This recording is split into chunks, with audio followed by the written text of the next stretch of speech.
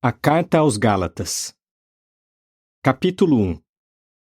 Paulo, apóstolo não da parte de homens nem por homem algum, mas por Jesus Cristo e por Deus, o Pai, que o levantou dentre os mortos, e todos os irmãos comigo, as congregações da Galácia. Que vocês tenham bondade imerecida e paz da parte de Deus nosso Pai e do Senhor Jesus Cristo. Ele se entregou pelos nossos pecados, a fim de nos livrar deste mundo mau, segundo a vontade do nosso Deus e Pai. A Ele seja dada a glória para todo sempre. Amém. Estou admirado de que vocês estejam se afastando tão depressa daquele que os chamou com a bondade imerecida de Cristo para seguirem outro tipo de boas novas. Não que haja outras boas novas, mas há alguns que estão perturbando vocês e querendo distorcer as boas novas a respeito do Cristo. No entanto, mesmo que um de nós ou um anjo do céu lhes declare como boas novas algo além das boas novas que lhes declaramos, que ele seja amaldiçoado. Como acabamos de dizer, digo agora novamente: quem quer que esteja lhes declarando como boas novas algo além daquilo que vocês aceitaram, seja amaldiçoado. É de fato a homens que estou buscando persuadir agora ou é a Deus? Ou estou tentando agradar a homens? Se eu ainda estivesse agradando a homens, não seria escravo de Cristo. Pois quero que saibam, irmãos, que as boas novas que eu declarei a vocês não são de origem humana, porque não as recebi de um homem e ninguém as ensinou a mim, mas elas me foram reveladas por Jesus Cristo. Vocês naturalmente ouviram falar da minha conduta anterior no judaísmo, que eu perseguia intensamente a congregação de Deus e a devastava, e que eu fazia mais progresso no judaísmo do que muitos da minha nação que tinham a minha idade, visto que eu era muito mais zeloso das tradições de meus pais. Mas, quando Deus, que causou o meu nascimento e me chamou por meio da sua bondade imerecida, achou bom revelar o seu Filho por meu intermédio, para que eu declarasse às nações as boas novas a respeito dele, não fui imediatamente consultar homem algum. Nem fui a Jerusalém aos que eram apóstolos antes de mim, mas fui para a Arábia, e depois voltei a Damasco. Então, 3 anos depois, subi a Jerusalém para visitar Cefas e fiquei com ele 15 dias. Mas não vi nenhum dos outros apóstolos, a não ser Tiago, o irmão do Senhor. Quanto às coisas que estou escrevendo a vocês, eu lhes garanto perante Deus que não estou mentindo. Depois disso, fui para as regiões da Síria e da Cilícia. Mas as congregações da Judéia que estavam em união com Cristo não me conheciam pessoalmente. Apenas ouviam dizer: o homem que antes nos perseguia está agora declarando as boas novas a respeito da fé que antes devastava. De modo que começaram a glorificar a Deus por minha causa. Capítulo 2. Então, 14 anos depois, subi novamente a Jerusalém com Barnabé, levando também Tito comigo. Subi por causa de uma revelação, e eu apresentei aos irmãos as boas novas que estou pregando entre as nações. Mas fiz isso em particular, diante dos homens que eram bem conceituados, para ter certeza de que eu não estava correndo ou não tivesse corrido em vão. Contudo, nem mesmo Tito, que estava comigo, foi obrigado a ser circuncidado, embora fosse grego. Mas essa questão surgiu por causa dos falsos irmãos introduzidos sorrateiramente, que se infiltraram para espionar a liberdade que desfrutamos em união com Cristo Jesus, a fim de nos escravizar completamente. Não cedemos a eles, não, nem por um momento, para que a verdade das boas novas continuasse com vocês.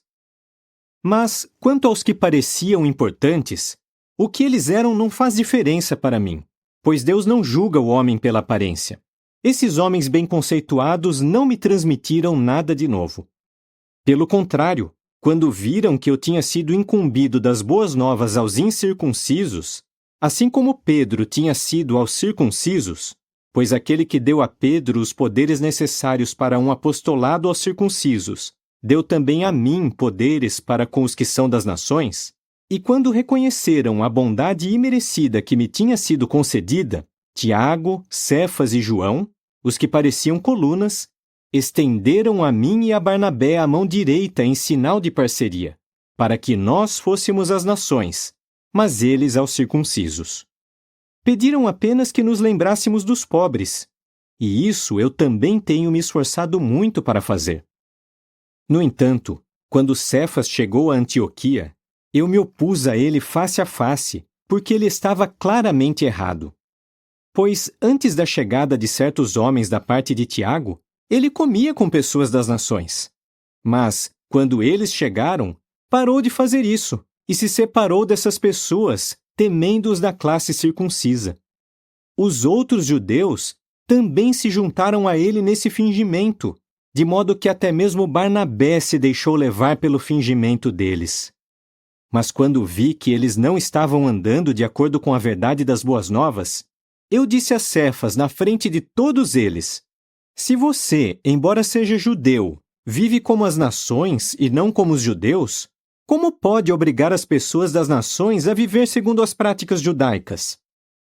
Nós, os que somos judeus de nascimento e não pecadores das nações, reconhecemos que o homem é declarado justo não por obras exigidas por lei, mas apenas por meio da fé em Jesus Cristo. Portanto, depositamos a nossa fé em Cristo Jesus, para sermos declarados justos pela fé em Cristo, e não por obras exigidas por lei, pois ninguém será declarado justo por obras exigidas por lei. Mas se nós também somos achados pecadores ao buscarmos ser declarados justos por meio de Cristo, será que Cristo está então a serviço do pecado? De modo algum. Se eu edifico novamente as mesmas coisas que já derrubei, demonstro ser um transgressor. Pois, por meio da lei, eu morri para a lei, a fim de viver para Deus. Estou agora pregado na estaca com Cristo. Quem vive não sou mais eu, mas é Cristo que vive em união comigo. De fato, a vida que agora vivo na carne, eu vivo pela fé no Filho de Deus, que me amou e se entregou por mim. Eu não rejeito a bondade imerecida de Deus, pois se a justiça vem por meio de lei, Cristo realmente morreu em vão. Capítulo 3. Ó Gálatas insensatos! Quem foi que sujeitou vocês a essa má influência? Vocês que receberam uma explicação tão clara sobre a morte de Jesus Cristo na estaca. Há uma coisa que eu quero lhes perguntar. Foi por meio de obras exigidas por lei que vocês receberam o Espírito? Ou foi por causa da fé no que ouviram? Será que vocês são tão insensatos? Depois de terem começado num caminho espiritual, estão terminando num caminho carnal? Será que foi em vão que vocês sofreram tantas coisas? Tenho certeza de que não foi em vão. Portanto, será que aquele que lhes fornece o Espírito e realiza obras poderosas entre vocês faz isso por causa das suas obras exigidas por lei ou por causa da sua fé no que ouviram? É como aconteceu com Abraão. Ele depositou fé em Jeová, e isso lhe foi creditado como justiça. Certamente vocês sabem que os que têm fé é que são filhos de Abraão. Certa passagem das Escrituras, prevendo que Deus declararia justas pessoas das nações por meio da fé, declarou com antecedência as boas novas a Abraão, dizendo: por meio de você, todas as nações serão abençoadas. Portanto, os que têm fé são abençoados junto com Abraão, que tinha fé. Todos os que confiam em obras exigidas por lei estão sob maldição, pois está escrito: maldito é todo aquele que não continua em todas as coisas escritas no rolo da lei, deixando de fazê-las. Além disso, é evidente que, por lei, ninguém é declarado justo diante de Deus, pois o justo viverá em razão da fé. Ora, a lei não se baseia em fé. Em vez disso, quem fizer estas coisas viverá por meio delas. Cristo nos comprou, livrando-nos da maldição da lei, por se tornar maldição em nosso lugar, pois está escrito: maldito é todo aquele pendurado num madeiro. Isso aconteceu para que a bênção de Abraão se estendesse às nações por meio de Cristo Jesus, a fim de que recebêssemos o Espírito prometido por meio da nossa fé. Irmãos, falo usando uma ilustração humana. Uma vez que um pacto é validado, mesmo que por um simples homem, ninguém o anula nem faz acréscimos a ele. Ora, as promessas foram feitas a Abraão e ao seu descendente. As Escrituras não dizem "e aos seus descendentes", como se fossem muitos. Em vez disso, dizem "e ao seu descendente", indicando um só, que é Cristo. Além disso, digo o seguinte: a lei, que veio à existência 430 anos depois, não invalida o pacto anteriormente feito por Deus de modo a anular a promessa. Pois, se a herança se baseia numa lei, não se baseia mais numa promessa. Mas Deus a deu bondosamente a Abraão por meio de uma promessa. Por que então a lei? Ela foi acrescentada para tornar conhecidas as transgressões, até que chegasse o descendente a quem a promessa havia sido feita. E ela foi transmitida por meio de anjos, pela mão de um mediador. Ora, não há mediador quando apenas uma pessoa está envolvida, mas Deus é apenas um. Será que a lei, então, é contra as promessas de Deus? De modo algum. Pois se tivesse sido dada uma lei que fosse capaz de dar vida, a justiça teria realmente vindo por meio de lei. Mas as Escrituras entregaram tudo à custódia do pecado, para que a promessa resultante da fé em Jesus Cristo fosse dada aos que exercessem fé. No entanto, antes de chegar à fé, estávamos sendo guardados debaixo de lei, entregues à custódia, aguardando a fé que estava para ser revelada.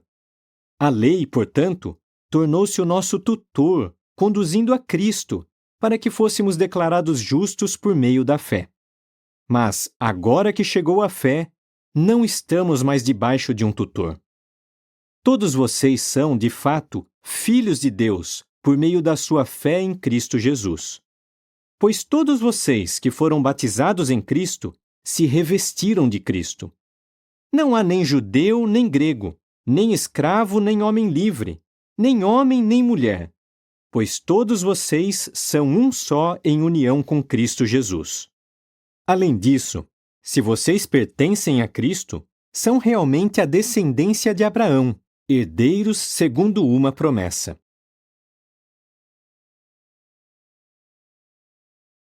Capítulo 4. Digo, porém, que enquanto o herdeiro é uma criancinha, não difere em nada de um escravo, embora seja senhor de tudo, mas está debaixo de supervisores e administradores até o dia marcado com antecedência por seu pai. Da mesma forma, quando éramos crianças, nós também estávamos escravizados às coisas elementares do mundo. Mas, quando se completou o tempo, Deus enviou o seu Filho, que nasceu de uma mulher e estava debaixo de lei, para livrar por meio de uma compra os debaixo de lei, para que nós recebêssemos a adoção como filhos. Assim, visto que vocês são filhos, Deus enviou o Espírito do seu Filho aos nossos corações, e o Espírito clama: Abba, Pai! De modo que você não é mais escravo, mas filho, e se é filho, então Deus também o fez herdeiro. Contudo, quando vocês não conheciam a Deus, eram escravos dos que não são realmente deuses. Mas agora que vocês conhecem a Deus, ou melhor, são conhecidos por Deus, como é que voltam novamente às coisas elementares, fracas e mesquinhas e querem novamente ser escravos delas? Vocês guardam rigorosamente dias, meses, épocas e anos. Temo por vocês que, de algum modo, os meus esforços por vocês tenham sido em vão. Irmãos, eu lhes suplico, tornem-se como eu, porque eu também era como vocês. Vocês não me fizeram nenhum mal. Mas vocês sabem que foi por causa de uma doença que eu pude lhes declarar as boas novas pela primeira vez. E embora minha condição física lhes tenha sido uma provação, vocês não me trataram com desprezo nem com repugnância, mas me receberam como a um anjo de Deus, como a Cristo Jesus. Onde está aquela felicidade de vocês? Pois eu tenho certeza de que, se tivesse sido possível, vocês teriam até arrancado os próprios olhos e os teriam dado a mim. Será então que eu me tornei seu inimigo por lhes dizer a verdade? Eles buscam zelosamente ganhar vocês, mas não com boas intenções. Querem afastá-los de mim, para que vocês se dediquem a seguir a eles. Na verdade, é sempre bom que alguém procure ganhá-los com boas intenções, e não somente quando estou presente entre vocês, que são meus filhinhos, pelos quais estou novamente em dores de parto, até que Cristo seja formado em vocês. Eu queria estar agora presente entre vocês e lhes falar de modo diferente, pois estou perplexo por sua causa. Digam-me, vocês que querem estar debaixo de lei, não dão ouvidos à lei? Por exemplo, está escrito que Abraão teve 2 filhos, um com a serva e o outro com a livre. Mas o filho da serva foi gerado de maneira natural, e o outro, o filho da livre, por meio de uma promessa. Essas coisas são um drama simbólico, pois essas mulheres representam 2 pactos. Um do Monte Sinai, que gera filhos para a escravidão e que é Agar. Agar representa o Sinai, um monte na Arábia, e corresponde a Jerusalém atual, pois está em escravidão com os seus filhos. Mas a Jerusalém de cima é livre, e ela é a nossa mãe. Pois está escrito: alegre-se, ó mulher estéril, que não dá à luz. Grite de alegria, ó mulher que não tem dores de parto. Pois os filhos da mulher abandonada são mais numerosos do que os daquela que tem marido. Vocês, irmãos, são filhos da promessa, assim como Isaque foi. Mas, assim como naquele tempo o gerado de maneira natural começou a perseguir o gerado por meio do Espírito, assim acontece agora. Contudo, o que dizem as Escrituras? Expulse a serva e o filho dela, pois o filho da serva de modo algum será herdeiro com o filho da livre. Portanto, irmãos, não somos filhos de uma serva, mas da livre. Capítulo 5. Para tal liberdade é que Cristo nos libertou. Portanto, mantenham-se firmes e não se deixem submeter novamente a um jugo de escravidão. Prestem atenção. Eu, Paulo, digo-lhes que se vocês forem circuncidados, Cristo não terá nenhum valor para vocês. A todo homem que se submete à circuncisão, declaro novamente que ele está sob a obrigação de cumprir toda a lei. Vocês que tentam ser declarados justos por meio de lei, estão separados de Cristo, excluíram-se da bondade imerecida dele. Quanto a nós, por Espírito aguardamos ansiosamente a esperada justiça que resulta da fé. Pois, em união com Cristo Jesus, nem a circuncisão, nem a incircuncisão são de valor algum, mas sim a fé que age por meio do amor. Vocês estavam correndo bem. Quem os impediu de continuar obedecendo à verdade? Esse tipo de persuasão não vem daquele que os chama. Um pouco de fermento leveda a massa toda. Estou confiante em que vocês, que estão em união com o Senhor, não pensarão de outro modo. Mas aquele que os perturba, não importa quem seja, terá o julgamento que merece.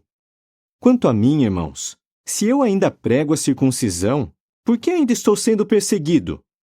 Nesse caso, a pedra de tropeço da estaca foi eliminada. Eu queria que os homens que estão perturbando vocês castrassem a si mesmos. Vocês foram chamados à liberdade, irmãos. Somente não usem essa liberdade como uma oportunidade para buscar os desejos da carne. Ao contrário, por meio do amor, trabalhem como escravos uns para os outros. Pois a lei inteira se cumpre num só mandamento: ame o seu próximo como a si mesmo. Se vocês, porém, continuarem mordendo e devorando uns aos outros, cuidado para não serem destruídos uns pelos outros. Mas eu digo, continuem andando por espírito, e não executarão nenhum desejo carnal. Pois a carne é contra o espírito no seu desejo, e o espírito contra a carne. Eles se opõem um ao outro, de modo que vocês não fazem as coisas que querem fazer. Além disso, se vocês estão sendo conduzidos por espírito, não estão debaixo de lei. As obras da carne são claramente vistas: Elas são imoralidade sexual, impureza, conduta insolente, idolatria, ocultismo, inimizades, brigas, ciúme, acessos de ira, discórdias, divisões, formação de seitas, inveja, embriaguez, festas descontroladas e coisas como essas. Eu estou advertindo vocês a respeito dessas coisas, do mesmo modo como já os adverti. Os que praticam tais coisas não herdarão o reino de Deus. Por outro lado, o fruto do Espírito é amor, alegria, paz, paciência, bondade, benignidade, fé, brandura, autodomínio. Contra tais coisas não há lei. Além disso, os que pertencem a Cristo Jesus pregaram na estaca a carne com as suas paixões e desejos. Se vivemos por Espírito, continuemos também andando de acordo com o Espírito. Não nos tornemos presunçosos, atiçando competição uns contra os outros, invejando uns aos outros.